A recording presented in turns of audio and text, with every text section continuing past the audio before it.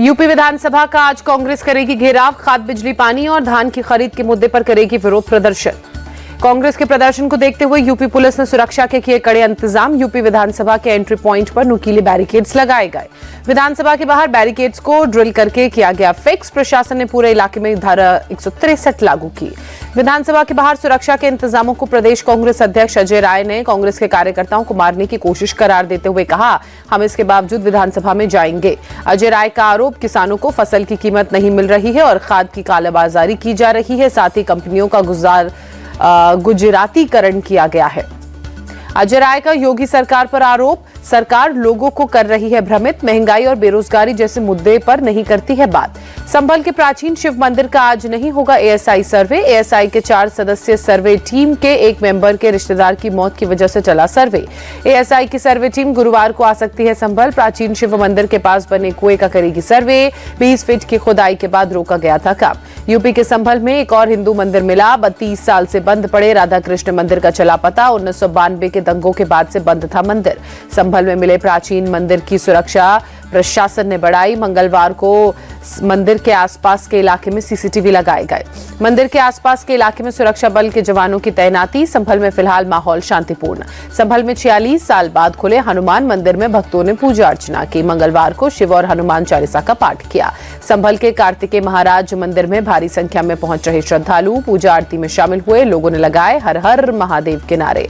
संभल में bulldozer action पर भड़के सपा सांसद जियाउर रहमान बर्क, बोले कुएं की नहीं देश की एकता तोड़ने के लिए संविधान की खुदाई हो रही है।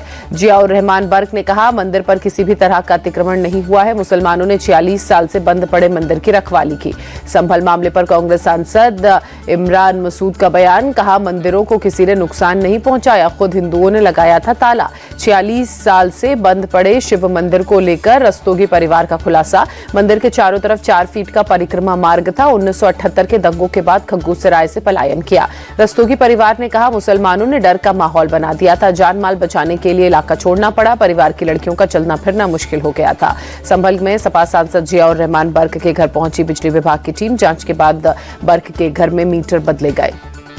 विरोध की आशंका से भारी पुलिस बंदोबस्त के साथ सपा सांसद के घर पहुंची बिजली विभाग की टीम। पुलिस वालों के हाथों में टीयर गैस गन भी नजर आई।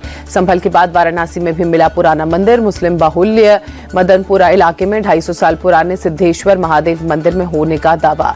खबर मिलते ही मंदिर खुलवाने की मांग। सनातन रक्षक दल के लोग मंदिर के पास पहुंचे। शांति बनाए रखने के लिए पूरे इलाके में बड़ी तैनाती पुलिस फोर्स की गई। यूपी के बलिया में बीजेपी के कैंप ऑफिस पर नगर पालिका का बुलडोजर चला। अधिकारियों ने अवैध अतिक्रमण का हवाला देते हुए बीजेपी कैंप ऑफिस को जमींदोज किया। बीजेपी जिला उपाध्यक्ष सुरेंद्र सिंह ने बुलडोजर एक्शन पर नाराजगी जताई। कहा, सपा सरकार में लोकतंत्र था, बीजेपी में लोकतंत्र नहीं है। हमें तो अपनों ने लूटा, गैरों में कहां दम था। सुरेंद्र सिंह का बड़ा आरोप, बीजेपी के लोगों ने ही ऑफिस को तोड़वाया। कार्यकर्ताओं के साथ मिलकर आगे की रणनीति तय करेंगे। राज्यसभा में संविधान पर गृहमंत्री अमित शाह का जवाब, कहा हमारा लोकतंत्र पाताल तक गहरा है। इसने कई तानाशाहों का घमंड चूर किया। अमित शाह ने कहा, संविधान लहराकर विपक्ष ने झूठ बोला। बताएं महाराष्ट्र में ईवीएम खराब, झारखंड में ठीक कैसे? कांग्रेस चुनाव हारती है तो ईवीएम को देती है दोष। अमित शाह ने कहा, तुष्टीकरण के लिए मुसलमानों को आरक्षण देना चाहती है कांग्रेस। संविधान में धर्म आधारित आरक्षण की इजाजत नहीं।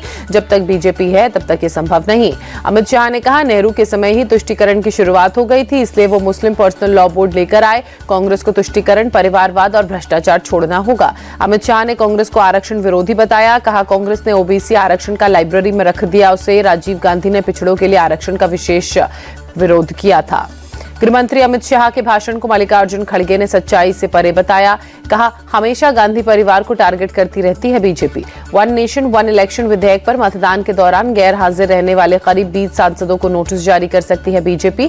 सभी सांसदों को सदन में रहने के लिए जारी किया गया था व्हिप। एक देश एक चुनाव पर पेश होने को लेकर लोकसभा में वोटिंग। पक्ष में 269, विपक्ष में 198 पड़े वोट। कांग्रेस बोली, सरकार के पास 2/3 बहुमत नहीं। टीएमसी ने 1 नेशन 1 इलेक्शन बिल को संविधान के ढांचे पर हमला बताया। कहा, राज्यों की विधानसभाएं केंद्र के अधीन नहीं। टीएमसी सांसद कल्याण बनर्जी ने कहा, बिल से चुनावों में कोई फायदा नहीं होगा। ये सिर्फ एक व्यक्ति को खुश करने के लिए लिया जा रहा है। एआईएमआईएम चीफ असदुद्दीन ओवैसी ने बिल को लोकतंत्र के खिलाफ बताया। कहा, इससे क्षेत्रीय पार्टियां खत्म हो जाएंगी। कांग्रेस सांसद प्रियंका गांधी ने 1 नेशन 1 इलेक्शन बिल को असंवैधानिक बताया। कहा, यह हमारे देश के संघीय ढांचे के खिलाफ। एक देश एक चुनाव बिल पर शिवसेना यूपीटी ने सरकार को घेरा। उद्धव ठाकरे ने कहा, ये मुद्दों से ध्यान भटकाने की कोशिश। समाजवादी पार्टी के नेता शिवपाल यादव का बयान, कहा बिल लाकर लोकतंत्र को खत्म करना चाहती है सरकार। आप सांसद संजय सिंह का बयान, बिल से देश भर में खरीद फरोख्त बढ़ जाएगी। केंद्रीय संसदीय कार्य मंत्री किरण रिजिजू ने कहा, वन नेशन वन इलेक्शन चाहता है पूरा देश, लेकिन विपक्ष बिना बात का मुद्दा बन रहा है। केंद्रीय मंत्री गिरिराज सिंह ने कहा, देश के विकास में मददगार साबित होगा बिल, सभी को इसका करना चाहिए समर्थन। पूर्व राष्ट्रपति रामनाथ कोविंद ने बिल का समर्थन किया, कहा इससे देश की आर्थिक स्थिति सुधरने में मदद मिलेगी। कांग्रेस सांसद प्रियंका गांधी की बैग पॉलिटिक्स जारी। मंगलवार को बांग्लादेशी हिंदुओं के समर्थन वाला बैग लेकर पहुंची संसद। सोमवार को लेकर आई थी फिलिस्तीन वाला बैग। प्रियंका गांधी के फिलिस्तीन वाले बैग पर सीएम योगी का अटैक, कहा कांग्रेस सांसद फिलिस्तीन का बैग लेकर घूम रही हैं और हम इजराइल में युवाओं को रोजगार दिलवा रहे हैं। योगी ने इजराइल वाले बयान जो दिया उस पर भड़के असदुद्दीन ओवैसी, कहा मजबूरी में इजराइल जैसी जगह पर काम करने जा रहे हैं लोग, ये बीजेपी सरकार की नाकामी का ठोस सबूत। संसद भवन परिसर में विपक्ष का प्रदर्शन, बांग्लादेश में हिंदुओं की सुरक्षा का उठाया मुद्दा। बांग्लादेश पर विपक्ष के प्रदर्शन पर सुकांता मजूमदार ने चुटकी ली, कहा आज हिंदुओं की बात कर रहे हैं, सच में ये बड़ा परिवर्तन है। 19 दिसंबर को संसद में कांग्रेस सांसदों की बैठक, कांग्रेस संसदीय दल के सांसदों की बैठक की अध्यक्षता करेंगे राहुल गांधी। जेपी नड्डा के बयान पर आप सांसद संजय सिंह ने कहा, यूपी बिहार के लोगों को घुसपैठियां ना बोले बीजेपी, हम इसके खिलाफ मजबूती से लड़ाई लड़ेंगे। प्रशांत किशोर की पार्टी जन सुराज को बड़ा झटका, पार्टी के कोर कमेटी से पूर्व सांसद देवेंद्र प्रसाद यादव और मुनाजिर हसन का इस्तीफा। दोनों पूर्व सांसदों ने प्रशांत किशोर के काम करने के तरीके पर सवाल उठाए, कहा अभी कोर कमेटी से इस्तीफा दिया है, पार्टी से नहीं। फडणवीस सरकार में मंत्री नहीं बनाए जाने से छगन भुजबल नाराज, विधानसभा का शीतकालीन सत्र बीच में छोड़कर नासिक लौटे। उद्धव ठाकरे ने कहा, कैबिनेट विस्तार के दौरान महायुति के नेताओं में दिखी नाराजगी, छगन भुजबल को मंत्री न बनाए जाने का दुख, बीच बीच में मेरे संपर्क में रहते हैं भुजबल। नागपुर विधान भवन में मुख्यमंत्री देवेंद्र फडणवीस से मिले उद्धव ठाकरे, तीसरी बार मुख्यमंत्री बनने पर शुभकामनाएं दी। फडणवीस उद्धव की मुलाकात पर महाराष्ट्र कांग्रेस चीफ नाना पटोले ने कहा, उन्होंने सीएम से मुलाकात की, इसमें कौन सा मुद्दा है।